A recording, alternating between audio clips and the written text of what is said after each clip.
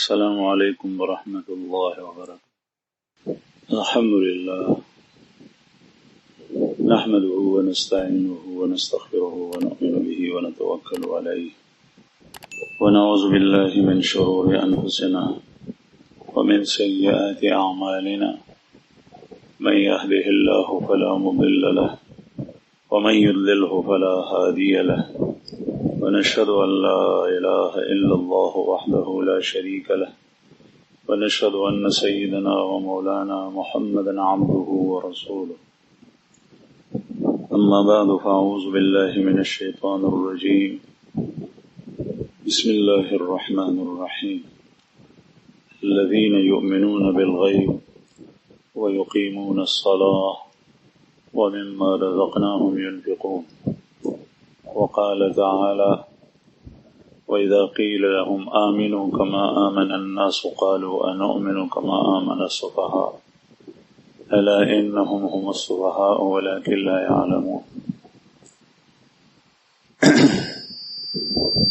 وقال تعالى في مقام آخر فإن آمنوا بمثل ما آمنتم به فقد اهتدوا صدق الله العظيم وصدق رسوله النبي الكريم ونحن على ذلك من الشاهدين والشاكرين والحمد لله رب العالمين. درود شریف وایي. عزتمنو مسلمانانو، الحمدللہ ثم الحمدللہ، اللہ جل شانہ تاسو ته د ایمان غنی عظیم دولت نصیب کړی دی. په دې باندې د الله ډېر شکر ادا کول پکار دی. الله جل شانہ دې موږ صحیح معنو کې مؤمنان جوړ کړي. ایمان لوی دولت دی. ایمان د الله جل جلاله منل، زه خدای منم. عربی کې د ایمان تعریف دی الایمان هو التصدیق بما علم مجيء النبي صلى الله عليه وسلم به ضرورة اجمالا فيما علم اجمالا وتفصيلا فيما علم تفصيلا. ایمان ولیکيږي د زړه تصدیق تا، یعنی په زړه کې رښتیا منل هر هغه څه چې د الله رسول دنیا ته راوړي دي د الله د طرف نه، چې کوم سيزونه رسول الله صلی الله علیه وسلم اجمالی او مختصر بیان کړي دي، تفصیل نه دی بیان کړي، هغه باندې اجمالی ایمان ضروری دی. او چې کوم امور رسول الله صلی الله علیه وسلم تفصیلی بیان کړي دي، هغه باندې تفصیلی ایمان ضروری دی. لکه زمون په الله جل جلاله باندې ایمان دی، د الله جل شانه په وجود، د الله په یووالي او وحدانیت، په دې ایمان دی چې الله جل شانه په خدای کې څوک شریک نه لري. په دې ایمان دی چې بندگی دا صرف او صرف د الله جل جلاله کېږي، د بل چا نه. دا الله په فرښتو باندې ایمان دی.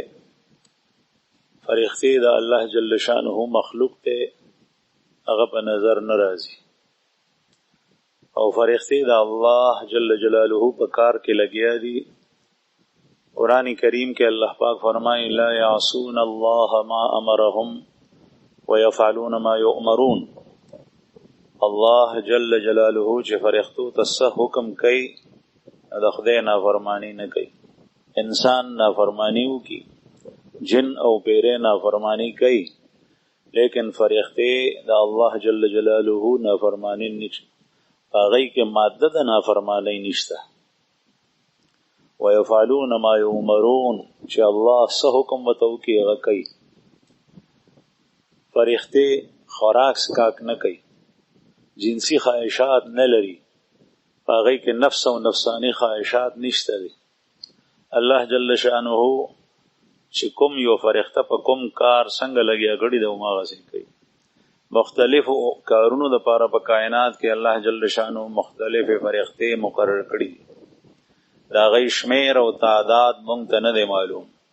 په فرښتو باندې ایمان که یو سړي ته د فرښتو تعداد نه معلوم، د ده په ایمان کې دې سره فرق نه راځي، ځکه چې تعداد یې موږ ته معلوم نه دی. بلکې رسول الله صلی الله علیه وسلم چې معراج ته تللی بیت المعمور کې فرښتې ولیدې چې په یو دروازه ننوځي په بله وځي. جبریل نه تپوس کوي چې دا څه دي؟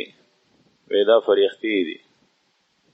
او وی چې روزانه 70,000 فرښتې بیت المعمور کې ننوځي. او جبریل ورته وویل چې کله نه زما سترګې غړېدلې دي او زه وینم دا فرښتې دننه ننوځي بیا وځي، او چې کومې فرښتې یو ځل وتې دي د دې بیت المعمور نه، نو بیا د هغوی دوباره تر اوسه پورې نمبر نه دی راغلی. دومره د فرښتو تعداد او شمیر دی. او بیت المعمور د خانه کعبې غونې یو کوټه ده په اسمانونو د پاسه، چې څنګه انسانان دلته د خانه کعبې طواف کوي، مؤمن مسلمان دغه رنګې فرښتې د بیت المعمور طواف کوي. په الله جل شانه په کتابونو به ایمان دی، چې کوم کتابونه الله پاک په خپل رسول او انبیاو باندې نازل کړي دي په هغې مې ایمان دی. تفصیلی ایمان دا چې تورات په موسی علیه السلام نازل کړي، انجیل په عیسی علیه السلام نازل کړي، زبور په داود علیه السلام نازل کړي، او قرآن کریم په سید الرسل خاتم النبیین محمد رسول الله صلی الله علیه وسلم باندې نازل کړي. د دین علاوه واړه کتابونه په مختلفو انبیاو نازل کړي. او په انبیاو ایمان، انبیاء کرام تعداد او شمیر بعضی کتابونو کې 1,24,000 یا 1,20,000 راغلی دی، خو یو که سړي ته حتمی تعداد نه معلوم، په ایمان کې سفر نه راځي. دا به وایو چې کوم پیغمبر الله جوړ کړی دی په هغې زما ایمان دی، او چې کوم کذاب د پیغمبرۍ دعوه کوي او پیغمبر خدای نه دی جوړ کړی، هغه دروغجن دی، هغه د دجال ملګری دی. بعضې انبیاء کرام نوم او د هغوی حالات الله جل شانه نه دی بیان کړ. قرآن کریم کې الله پاک فرمائے منهم من قصصنا علیک ومنهم لم نقصص علیک. ان انبیاء کرام میں بعض کا بیان ہم نے تیرے اوپر کیا ہے اور بعض کا نہیں کیا. دا اللہ رسول تا اللہ جل شانہ ندی ویلی چې ټول انبیاء کرام دادا دي، مونږ ته پته نشته. خو چې کوم یو پیغمبر الله جوړ کړی دی په هغې زمونږ ایمان دی، په ورځ د قیامت زمونږ ایمان دی. په هر حال ایمان لویه سرمایه ده، او د ایمان نه پس د انسان هر یو عمل هغه عند الله جل شانه څخه ځای نیسي. د دې عظیم دولت قدر کول پکار دي، د دې شکر استل پکار دي، او د ایمان د تقاضو مطابق په هغې باندې عمل کول پکار دي. الله جل شانه دې په رښتیا او په سچه باندې زمونږ ایمان نصیب کړي. د ایمان علامات وي، د هغې آثار وي، چې په دنیا کې پته لګېږي چې دا سړی مؤمن دی او دا غیر مؤمن دی. ایمان په زړه کې، لیکن د هغې ظهور د انسان په بدن باندې کېږي، په مخ باندې ظهور کېږي. مخ نه پته لګي چې دا سړی مؤمن دی. د هغه سترګې، د هغه لاس، د هغه ژبه، د هغه خپې، د هغه عبادات، د هغه معاملات، د هغه معاشرت، د هغه کړه وړه، د هغه کور کلی، هغه د ایمان د تقاضو مطابق کېږي. ایمان په زړه کې وي، لیکن د ده ظاهر د ایمان مطابق چلیږي. او چې کله داسې ایمان نصیب شي، نو الله جل شانه هغه فرد، هغه شخص، هغه کور، هغه قوم، هغه خاندان او هغه ډله الله جل شانه ذلیله کوي نه، په دشمن باندې برکوي. قرآن کریم کې الله پاک فرمایي وانتم الاعلون ان کنتم مؤمنین. خو بعضې خلک د رسول الله صلی الله علیه وسلم په زمانه کې همداسې وو چې هغوی به وایي زمونږ ایمان دی. الله جل شانه فرمایي چې ایمان یې نشته. قرآن کریم کې سورہ منافقون کې الله پاک فرمایي اذا جاءك المنافقون قالوا انك لرسول الله والله يعلم انك لرسوله والله يشهد ان المنافقين لكاذبون. کله تاسو خدا منافقین راشي پیغمبر دی وای چې ته د الله رسول منګي گواہی ورکو. الله پاک فرمایي چې د الله په علم کې ده چې او الله یقیني ده چې ته د الله رسول یې، لیکن الله دا گواهی ورکوي چې دا منافقان دروغجن دي. قرآن کریم کی سورہ بقرہ په ابتدا کې الله پاک فرمایي ومن الناس من يقول آمنا بالله وباليوم الآخر وما هم بمؤمنين. بعض خلک دی هغه وایي چې زمونږ په الله باندې او په ورځ د آخر باندې ایمان دی، لیکن د دې ایمان نه. قرآن کریم کې الله جل شانه فرمایي چې کله د ایمان والو دا دوه قسم شول، یو هغه دی چې هغه وایي په ژبه ایمان مشته مؤمن یم، او یو بیا هغه دی چې هغه په صدق سره مؤمن دی. نو نجات په دنیا کې، په برزخ کې، په قبر کې، په حشر کې، په آخرت کې هغه ایمان ورکوي چې د چا په صدق سره ایمان.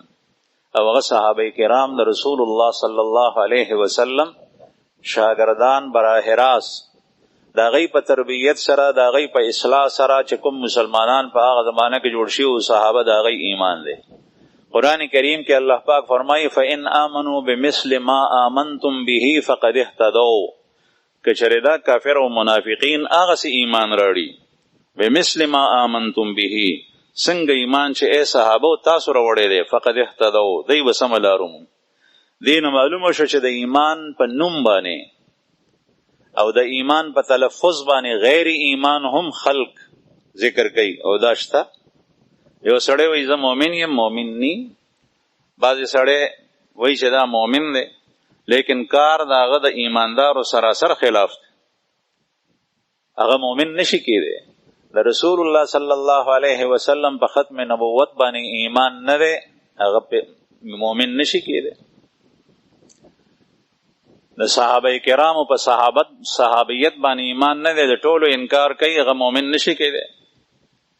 د رسول الله صلی الله علیه وسلم جلیل القدر صحابی، خلیفه رسول، صدیق اکبر، داغه په صحابیت باندې ایمان نه دی، مؤمن نشي کېدی.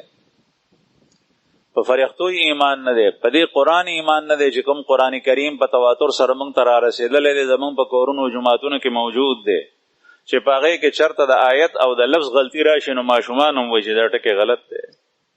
یو سړی وایي چې په دې قرآن مې ایمان نه دی، قرآن بل دی، نو دا مؤمن نشي کېدی. که دې زرها وایي چې زه مؤمن یم، د شوبې په بنیاد باندې یو سړي کې ښکاره څه شی نشته، هغه وایي زه مسلمان یم، او خلک هم وایي چې دا مسلمان دی، ته وایي چې نه ستا په زړه کې دا دي، د هغه د زړه نه خو ته نه خبر.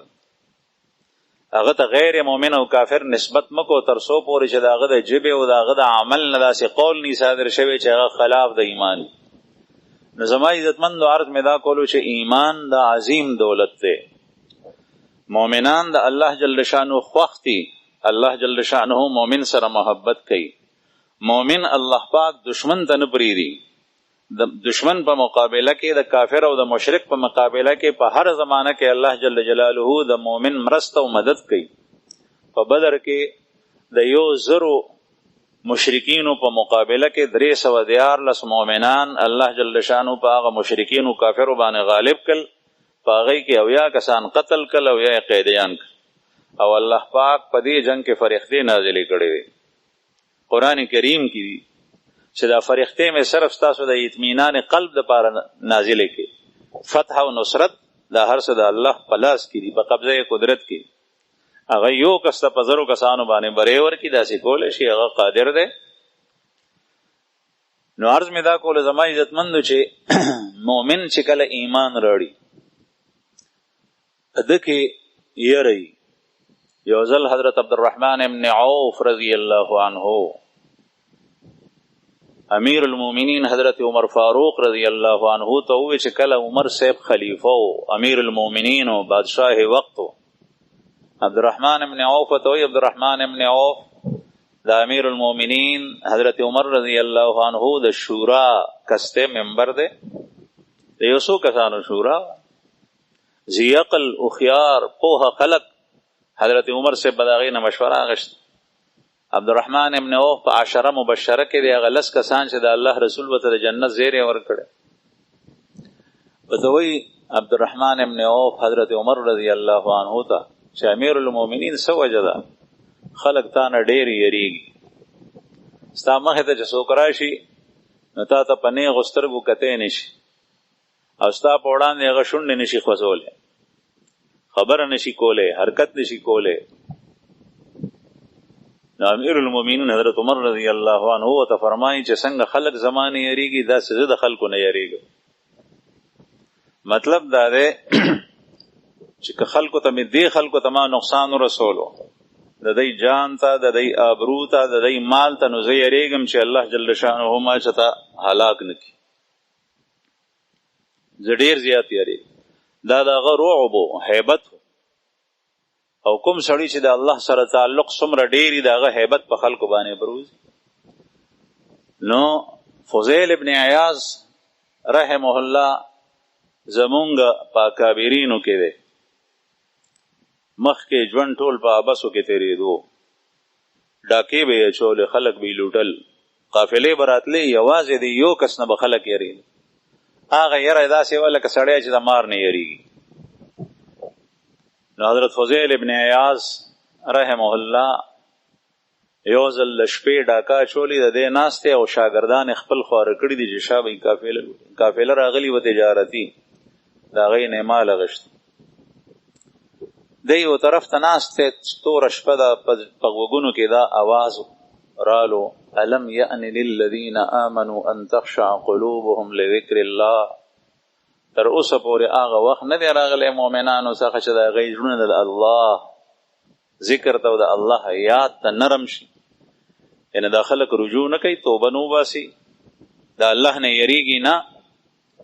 فضیل ابن عیاض رحمه الله چې دا آواز واورېد نو ویې چې یا الله هغه وخت رالو فورا یې توبه وویست.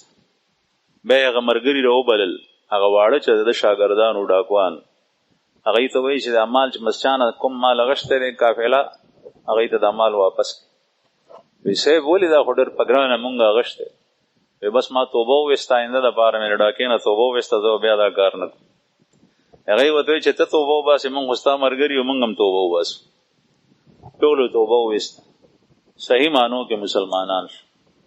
هغه مال یې واپس کو چې د چا څومره شی و هغوی ته یې واپس کو. یو ځل بیا اوس یې توبه وویسته د الله نه به یېرېدو د شپې یو ځل د قضای حاجت دپاره د خپلې آبادۍ نه بهر وتی دی. په دې کې یو قافله را روانه وه خلکو ته خو ټولو ته لا پته نه وه. هغه قافله کې څه کسان دي هغوی یریږي لارې دغه وه. یو بل ته وایي چې خیال کوئ دا د فوزیل ډاکوی علاقه ده حسیني هغه در باندې پیښ شي هېڅ به د سره پرې نه دي دومره خطرناک سړی دی. قضای حاجت ته تلو څادر یې په ځان اچولی دی دا خبره یې واورېده نو هغوی ته ودرېدو ورته ویې چې زه فضیل یم او چې څنګه تاسو د هغه نه اول یې ورته ووایي چې څنګه تاسو د فضیل نه یریږئ داسې زه د تاسو نه یریږم او زه په خپله فضیل ابن عیاض یم. هغوی شکرونه وویستل یو خو مال محفوظ شو بل سړی توبهګار.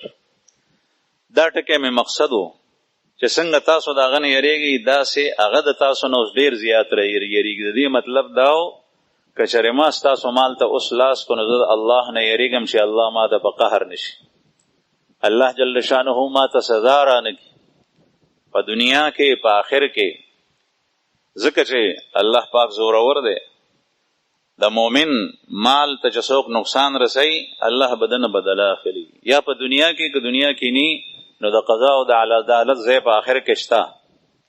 رسول الله صلی الله علیه وسلم فرمایي چې کوم سړی په غواو کې غلا کړي نو دا غوا غویه به د مرۍ غاړې ته پراتی. حدیث مبارک دی صحیح په میدان د حشر کې او بعض روایتو کې راځي چې دا به را رواني داسې دی وختته په ځمکه پروت وي دا غوا به په خپلو کپیو سره دا غوان دغه سړی چې خړینکی او مږي وي یو به ځي بله به راځي بله به ځي بله به راځي بیا چې کله ټول ختم شي بیا به پې هغه دایره شروع شي.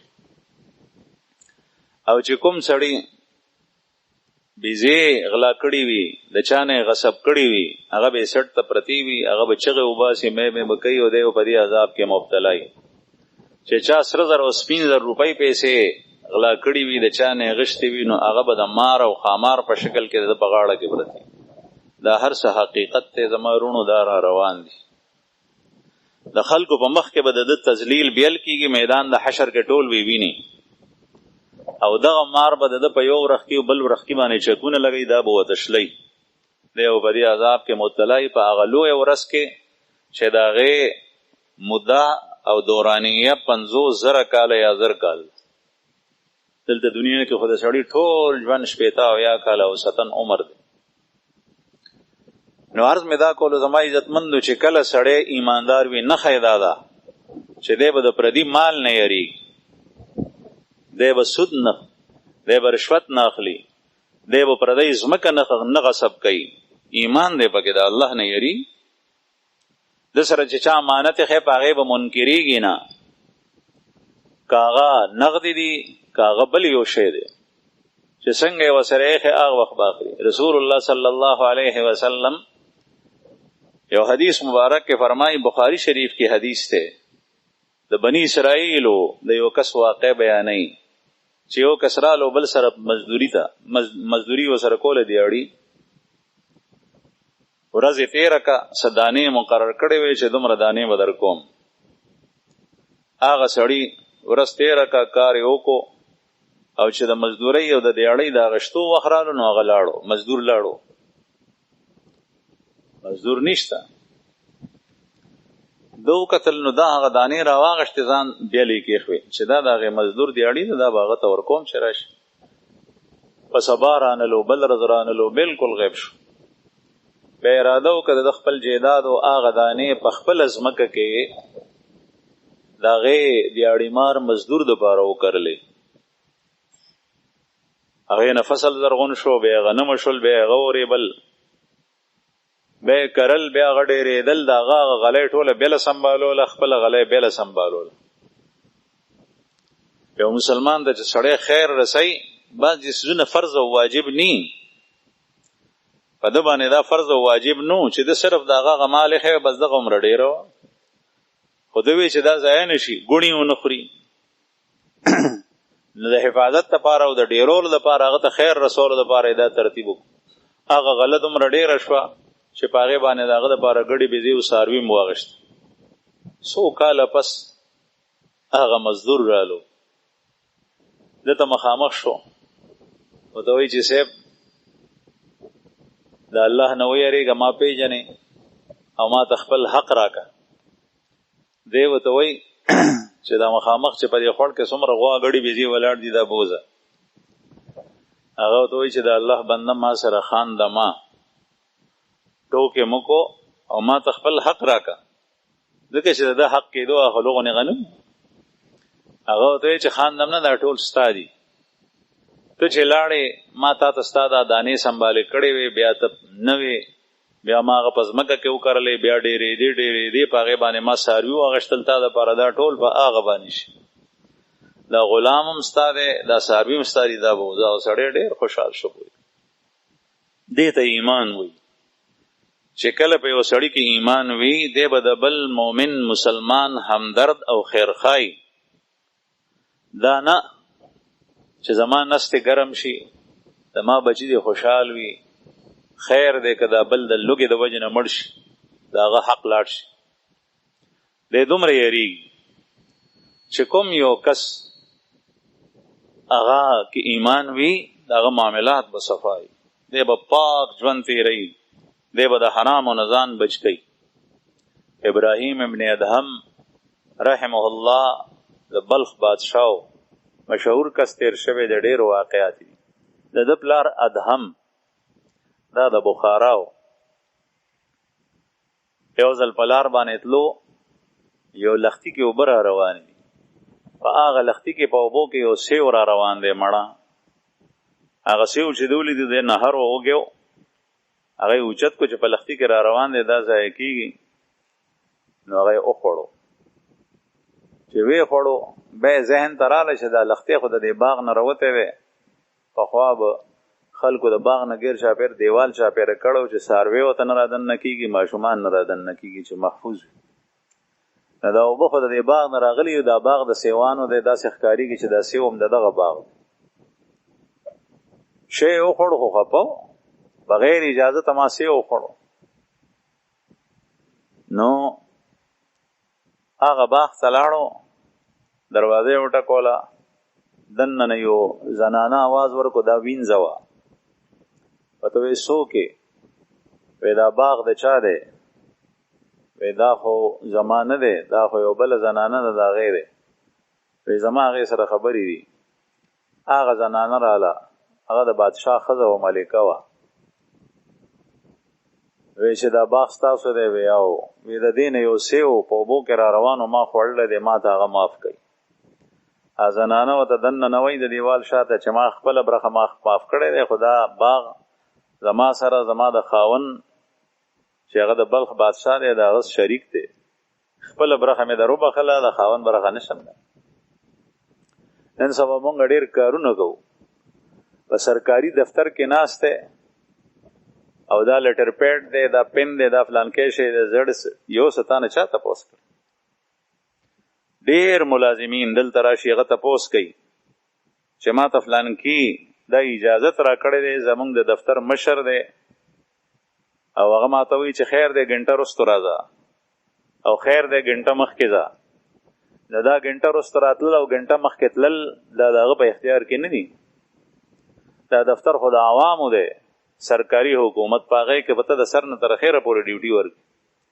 د هغې قلم، د هغې کاغذ هغه امانت دی، هغه ته کور ته نشي راړی. او که یو تا نه یو اوچت افسر تا ته اجازت درکوي، دا د هغه ذاتي شی نه دی، هغه د خپل کور نه تا ته درکړي. رسول الله صلی الله علیه وسلم یو کس د صدقاتو د وصولولو دپاره، زکات د وصولولو دپاره یو طرف ته استولی و. هغه چې واپس رالو نو نبی کریم صلی الله علیه وسلم ته یو پڼ راوړو، وی یا رسول الله دا هغه صدقات دي د هغه خلکو.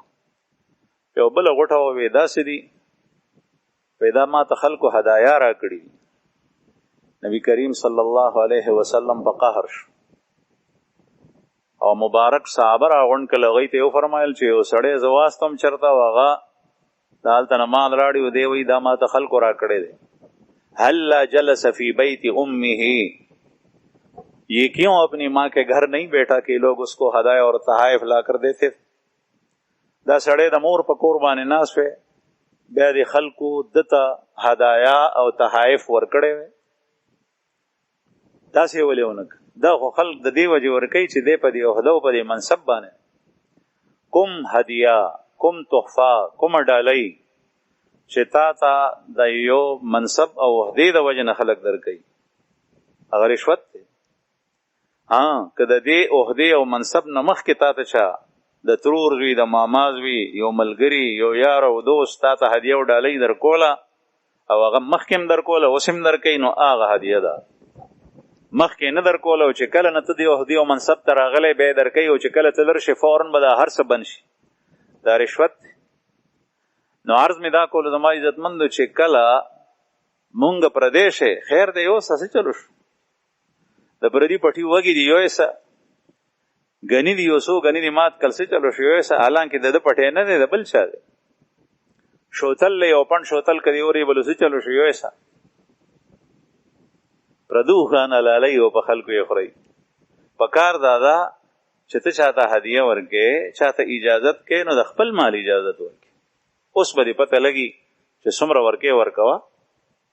به هر حال هغه زنانه ورته ووایي چې دا باغ زما او زما د خاوند شریک دی، ما خپله برخه در بخلی دی، خو د خاوند برخه نه، ځکه چې ما ته خو دا اختیار نه دی راکړی. دې نه دا معلومه شوه چې د ښځې په مال کې خاوند تصرف نشي کولی، د خاوند په مال کې ښځه تصرف نشي کولی. رسول الله صلی الله علیه وسلم د خپلې زمانې انتهایی پاک مسلمانان صحابه کرامو ته وفرمایل چې زنانه د خپل خاوند په مال کې بغیر د خاوند د اجازت نه نشي ورکول. یو صحابی یا زنانا عرض وکړو چې یا رسول الله فقیر په دروازه باندې ولاړی او هغه روټۍ وغواړي سوال وکړي، نو د شکور نه روټۍ هم نشو ورکولی. د الله رسول فرمایل چې زمونږ بهترین مال خو همدغه روټۍ ده، ځکه هغه زمانه کې مال کم و، چا کره به وه چا کره به نه وه.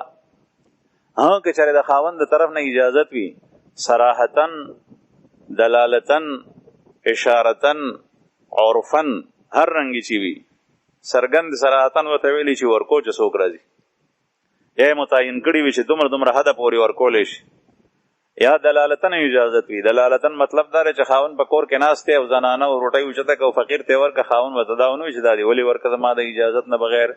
معلومه شوه چې د خاوند اجازت شته بیا خیر دی، لیکن چې اجازت نی منع کړي وي چې نه به ورکې بیا نشي ورکولی. دغسې سړی د ښځې په مال کې د ښځې زیورات د زنانه د هغې خاوند د هغې زوی د هغې سخر د هغې لیور بغیر د زنانه د اجازت نه قطعا نشي استعمالولی. دا د هغې کالی څنګه شو چې دی بغیر اجازت د استعمالی. نو به هر حال زنانه ورته وایي چې ما خپله برخه در وبخله خو د خاوند نه. وی هغه کوم ځای دی؟ وی هغه خو بلخ کې دی. ادهم صاحب د بخارا نه بلخ ته را روان شو. دا مذاق نه دی، ټوکې نه دي. دا خبرې موږ ته داسې ناشنا ښکاري چې داسې څوک کوي. کوم سړی چې د حرام نوړۍ نه ځان ساتي، د الله رسول فرمایي چې د چا خېټې ته د حرام نوړۍ لاړه د هغه اعمال بیا نه قبلېږي. هر یو سړی دې سوچ. موږ دومره مخته شوي یو په حرامو کې چې موږ ته د هغې نه ځان ساتل دا یو ناشنا کار ښکاري چې دا خو عجیبه وي. د هغې وجه دا ده چې حرام معاشره کې مخته یو. د بخارا نه بلخ ته رالو، هغه بادشاه ته مخامخ شو. ورته ویې ته فلان بادشاه سره ملاقات کوم. چې ویې کتل ښځې چې کومې نښې پتې ورکړې وو ما. ورته وایي چې صاحب دغسې چل شوی و، ما د لښتي نه مڼه اوچته کړه او هغه ستاسو د باغ وه، ستا کور والا راته معاف کړه او هغه نیمه برخه یې د خاوند مې ده، زه نشم معاف کولی. نو هغه راته ته معاف کړه. نو دغه بادشاه ورته وایي چې زه درته معاف کوم خو په یو شرط باندې. دی ورته وایي څه شرط دی؟ وایي زما یو لور ده، په سترګو ړنده ده، په غوږونو کڼه ده او په ژبه ګونګۍ ده. که هغې ته غاړه کېدې هغې سره نکاح کې نو بیا درته معاف کوم، او که نی نو بلکل یې نه معاف کوم. دې سوچ کې پرېوتو چې دا څه په بلا واوړي. نیک سړی دی، تقوادار، د حرامو نه ځان بچ کوي. اوس داسې زنانه نه خو زه واده کوم دی وخت کې، او بیا داسې زنانه چې هغه ړندم ده، کڼم ده، ګونګۍ ده، هغې سره به څه کوو؟ خاص ته او ناخاص ته کګړې غوښتل هغه ورته وایي دا شرط دی، که قبلې خو ټیک. بادشاه دا لور چې وه دا ډېره زیاته دینداره وه. پخوا بادشاهان هم نیکان وو.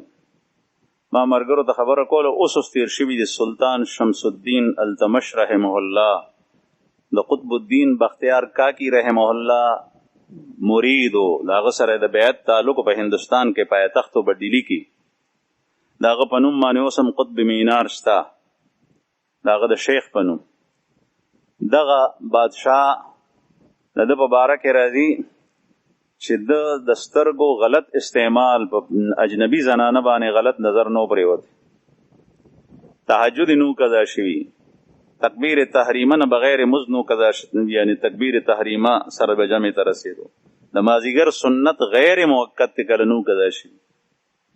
دا بادشاه اورنګزیب عالمگیر بادشاه په مغولو کې تهجد گزار، دومره نیک چې د بیت المال نه تنخواه نه اخیسته، بلکې قرآن پاک به یې لیکلو په قلم باندې، او بیا به چې هغه مصحف او نسخه ولیکله بیا به یې هغه هدیه کړه، د هغې شکرانه کې چې به څومره پیسې رالې په هغې باندې به ګذر بسر کو.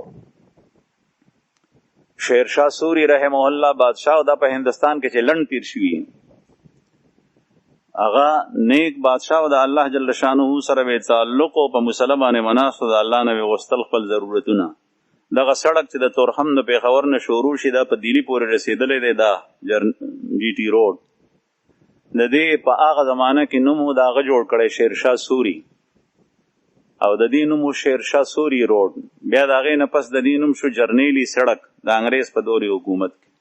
بیا د هغې نه وروسته د دې نوم شو جی ټي روډ، ګورنمنټ ترانسپورټ، په دې باندې جی ټي بسونه چلېدل.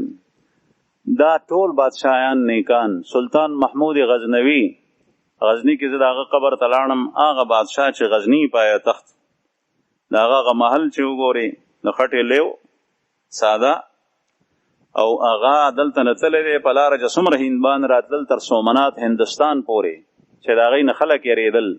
دغه ټولې علاقې فتح کړي دي او مندرې د هغې تڼې وڼې کړی دی. دا د الله جل شانه نیکان بندگان په بادشاهۍ کې فقیري کوله. نو بادشاہان نیکانو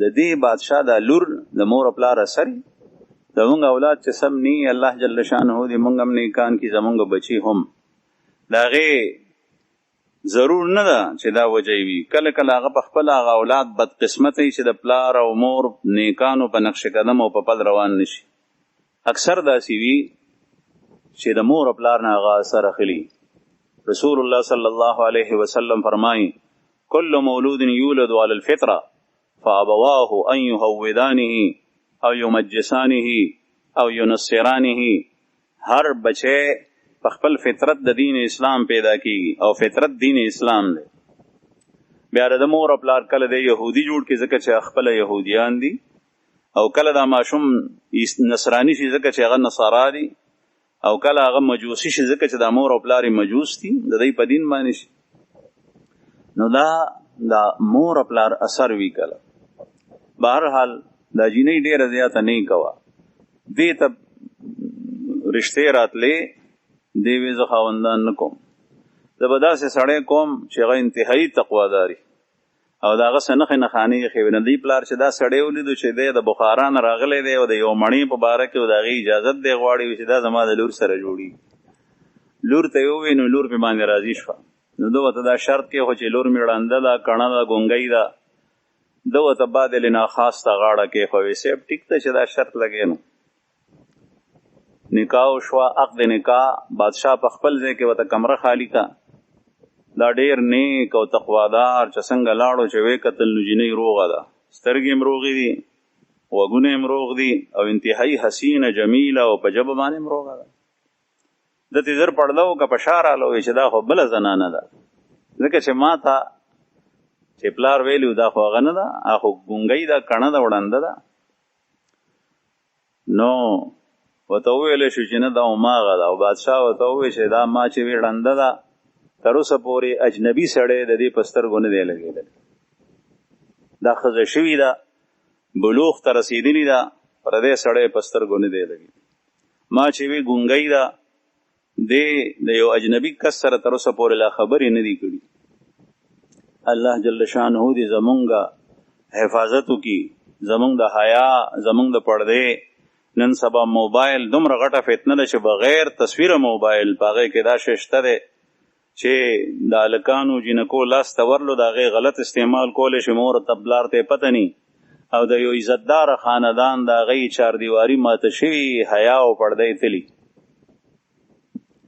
وی تر اوسه پورې دې پردي سړی سره خبرې نه دي کړي او دا کڼه دا ځکه چې پردې आवाज د اجنبي کس دی نه دی اورېدلی دی داسې د تقوا وخت تیر کړی دی بس چې څنګه دا اورېدل نو شپه خو یې تېره کا بیا داسې بادشاهي او داسې کور او داسې ښځه د سهار موزې کولو ابراهیم صاحب تهجد یا د سهار موز پاغې کې په موز کې ساه ووته سړی مړ شو د دې زنانه حمل شو د هغې حمل نه ابراهیم ابن ادهم رحمه الله پیدا شو چې دغه واقعات مشهور دي هغه بیا د دې نیکه یعنی د مور د پلار په ځای باندې څوکیونه د بل څوک هغه بادشاه شو د بلخ او بلخ نن سبا په افغانستان شمالي افغانستان کې دا ریاست بهرحال عرض مې دا کولو زما عزتمندو چې ایمان چې کله وي د هغې اثرات د انسان په ظاهري بدن باندې لیدی شي د ایمان اثرات لیدی شي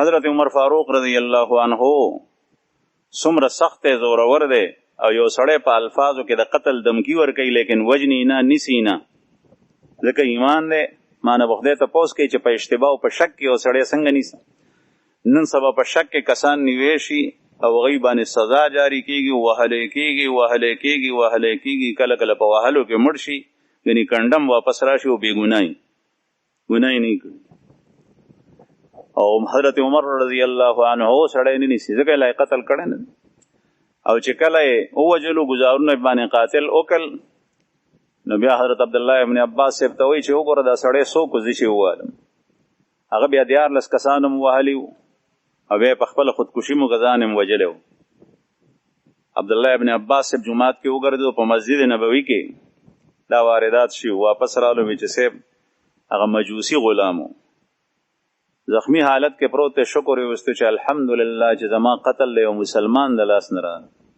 زما په وینو باندې مسلمان لاسونه رنگین نشو کافر وجلم.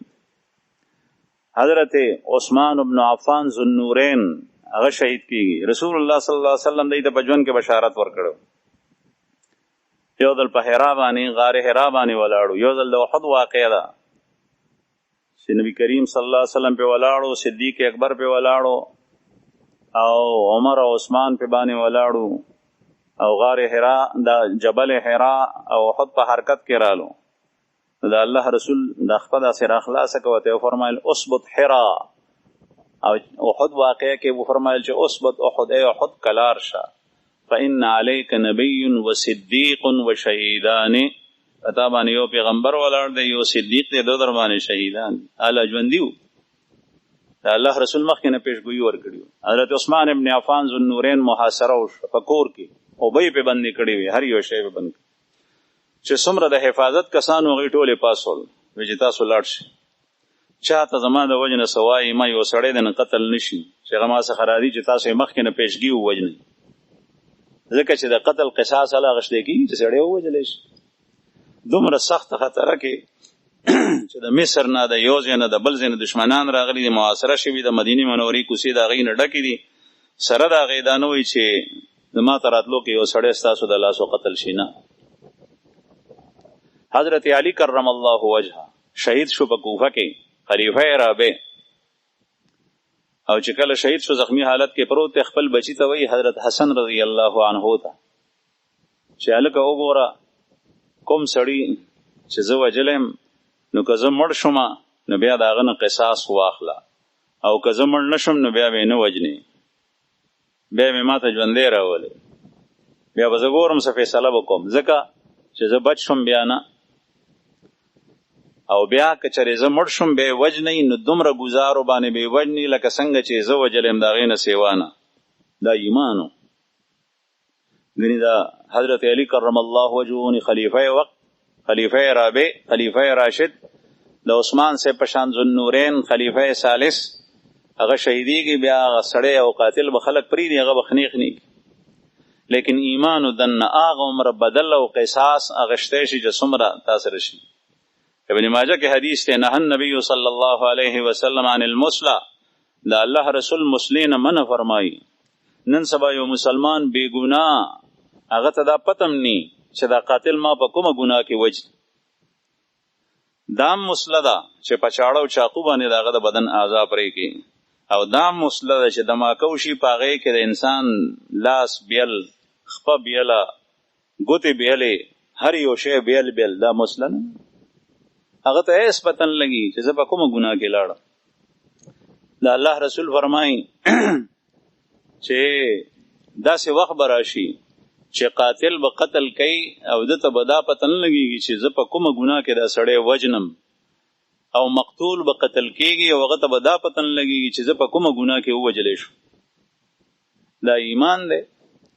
ایمان خو دې ته وایي چې د مسلمان وینا هغه محفوظ وي، دمه حرام. دا الله رسول خطبه ورکوي په حجۃ الوداع کې چې د مسلمان مال حرام دی، د هغه عزت حرام دی، د هغه وینه حرامه ده.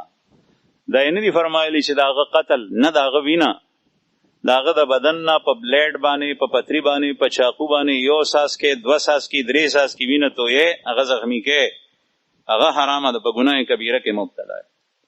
الله جل شانه په دې مبارک تپوس عرض می دا کول زما عزتمندو چې ایمان وی ایمان بیا د هغې علامات د هغې ظهور هغه د سړي په بدن باندې کېږي، د هغه سترګې، د هغه لاس، د هغه خپې، په هغه کې بیا هغه جرأت وي چې دشمن ته نګیر چاپېر تاوي او په هغه باندې هغه څه اثر نه کوي. عامر ابن ربیعي رضی الله عنه رسول الله صلی الله علیه وسلم صحابی دی، د حضرت عمر رضی الله عنه امیر المؤمنین دور خلافت ته او د اسلامی لخکر و کمان هغه سعد بن ابي وقاص رضی الله عنه سره ده، او رستم د فارس د بادشاہ د طرف نه د هغه لوی نائب دی. دغه وخت کې کسرا اختیار ټول رستم سره کسرا استوله وې د دې سره وجنګيږي رستم سوچو کو چې دا خلک راغلي دي او دای چې دې تر ورسېدل فارس ته او د عربو د دشتون را روان شوي دي خو په لار دې ټول حکومتونه وول نو ذکر ورسېد دې سره مقابله ګرانه ده نو کوم مذاکرات باندې کار کیږي نو خبره به فیصله رستم د کسرا مشهور جرنیل تیر شوی دا کیسې هم په خوا کیسې کې دي په دې پښتو کتابونو کې په دې اجرو کې به خلکو اورېدي دا ډېرې مشهور نو حضرت سعد رضی الله عنه ته خبر واستول چې صاحب د مذاکراتو لپاره یو سړی راواست نو حضرت ربیع ابن عامر رضی الله عنه هغه راواست هغه رالو په خر باندې رالو او دلته کسرا خپل دربار محل داسې جوړ کړو چې دا مطلب چې د دنیا او د مال په دې خلکو باندې اثر وکړي نو بدل بشي نن سبا په هر ځای کې د طاغوت د غیارو د کافر د يهود او نصاراو کوشش دا دی چې کوم ځای کې اسلامی حکومت جوړیږي او جماعت او جته د مسلمانانو تیاریږي لکه موږ سره نږدې افغانستان کې دا غیارو کوشش دی چې بعض افراد د دننه پیسې استعمال کی دنیا او سرمایه استعمال کی هغه خپل مرګري کی الله جل شانه دې ناکامه کی بری نو دا کوشش کوي چې دې ته لالچ ورک د دنیا نه متاثر شي نو دې کسرا رستم غ دربار داسې جوړ کړو چې داغه قالین او پاغه کی قیمتي هیره او غمی لګیدلی او ناشنا سي ربیع ابن عامر رضی الله عنه پاغه داسې را روان دی لکه سړی چې د پټي په پوله روان او خر دا جلب نه نیولې ده او روان دی داغه تکیاګانې پرته غټه غټه نو د تکیا سره د تکیا د موزي سره خارو درلو او تخت د پاسه ټوب کو د رستم سره یوځای کېناست اسپایان ولاړ دی وسله په لاس رستم ډیر دبدبه او ډیر زور ټول په قهر شول پترس وته ګوري د توي چې بے ادبه ته دا فلان کی سره هغه بو د رب وي داغه سره چې کوم نه نو داسې کېناسته بغیر اجازه او بیا له تورم چې کوم نه نو لاس کې نیولې دا وسله لري کو دا طریقه نه دا ربیع ابن عامر رضی الله عنه وتوي چې زمونږ په مذهب کې زمونږ د رب په مذهب کې چې کوم دینو ادنا او اعلی ټول یو دي چې دې په تخ ناشته دې ما سره مذاکرات کې نظم وسره کینم او دویم چې کوم دینو هغه تاسو ما زرا غستم زخپل اندینه نیم راغله نو چې تاسو را غستم تاسو باندې زما حق ته او که چېرې تاسو وایي چې لاړ شئ نو زه به واپس لاړ شم نو کسرا رستم دی ته وویل چې نه څه ورته وایي ما بیا ربیع ابن عامر رضی الله عنه په خپله د تخت نه راکوز شو او چې کوم قالینو په هغې کې قیمتي هیرې لګېدلې وې هغه قالینې په توره باندې داسې ګیر چاپېر نه وشلولو ځمکه راووته خاوره په هغې کېناستو او بادشاه ته وایي چې موږ د قالین باندې د ناستې ضرورت نشته موږ په دې خاورو کې کېناستې شو بادشاه سره خبرې وشوې بیا د په لاس کې توره وه هغې نه چیړې چاپېره وې لاس کې نه وی ته په دې باندې جنګ کې ورته ویې صاحب تا لاس نه دي کتلي توره دې وکته خو لاس دې نه دي کتلي وی ته خپل سپایي ته ووایه چې مضبوط ډال ستا د دربار راړي ډالې راړو په هغې باندې چې ګزار وکړو ربیع ابن عامر نو هغه ډال دوه ټوکړې شو هغه حیران شو زور بیا بادشاه ورته وویل چې تاسو څه دپاره راغلي وی موږ راغلي یو لنخرج العباد من عبادة العباد إلى عبادة رب العباد ومن جور الأديان إلى عدل الإسلام ومن ضيق الدنيا إلى سعتها موږ دې دپاره راغلي یو د هغه صحراو نه دشتو نه لنخرج العباد من عبادة العباد چې موږ د الله بندگان د خلکو د بندګۍ نه راوباسو او د الله جل شانه بندګۍ په حلقه کې داخل کو د خدای بندگی کوي د خلکو نه اوس خو دلته کې د ستاسو بندگی ومن جور الادیان الى عدل الاسلام او موږ خلق راوباسو د نور ادیانو د ظلم نه په باطل ادیانو کې چې کوم ظلم دی دا غي ظلم نه زیاتې نه راوباسو الى عدل الاسلام د اسلام عدل اسلام د عدل والے قانون دی د اسلام نه خلاف چې څومره قوانین او ادیان دی په دنیا کې د ټول ظالمانه ومن ضيق الدنيا الى ساعتها، او د دنیا د تنګۍ نه روباسو د هغې وسعت.